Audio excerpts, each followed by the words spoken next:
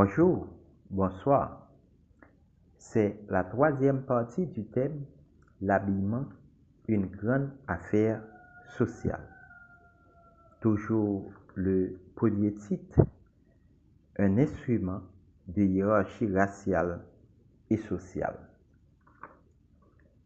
Après la religion, l'habillement a été utilisé pour justifier la condition servile du noir.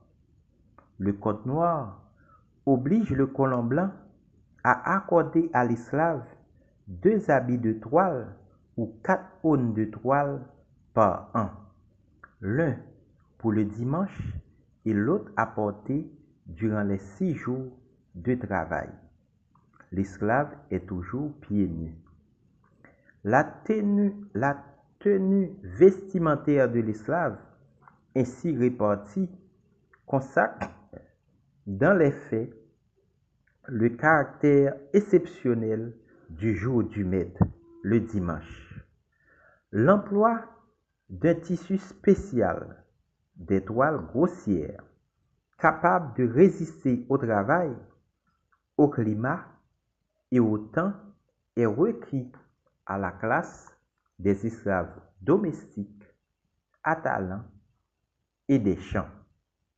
Parce qu'on avait divisé les esclaves selon leurs fonctions. Ceux qui travaillaient dans les maisons du maître, on les appelait esclaves domestiques. Les esclaves qui exercent une profession, on les appelle les esclaves à talent. Et ceux qui pratiquaient l'agriculture, on les appelait les esclaves des champs. Les esclaves des champs étaient les plus abrutis.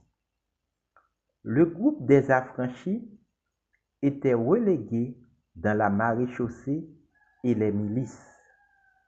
À cause de la hiérarchie sociale, ce groupe subissait des restrictions économiques et politiques. Les colons blancs ont refusé de faire partie en 1779 des régiments coloniaux devant aider les insurgés états-uniens à conquérir leur indépendance. C'étaient les affranchis, les mulattes et noirs libres de Saint-Domingue qui constituaient les forces supplétives françaises en Amérique du Nord sous l'autorité du comte d'Estaing. À leur retour, à cause de leur bravoure, les colons blancs augmentaient l'exclusion sociale du groupe des affranchis, dans le but de maintenir distance et respect envers le blanc. L'une des restrictions concernait l'habillement des affranchis. Ils ne pouvaient pas porter les mêmes tissus ni les mêmes couleurs que les blancs.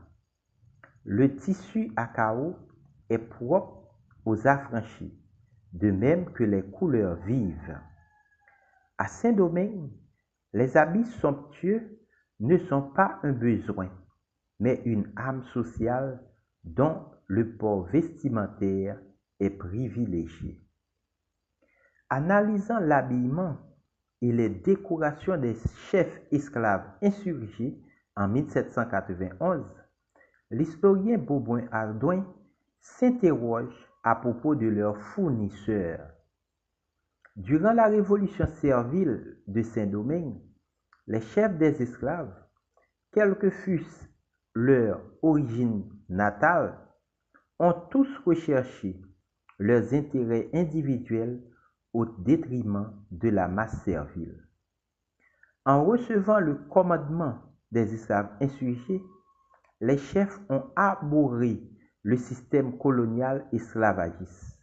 C'est pourquoi Jeannot est fusillé par Jean-François le 1er novembre 1791. Même les hommes de couleur ont maintenu un profond attachement à la France.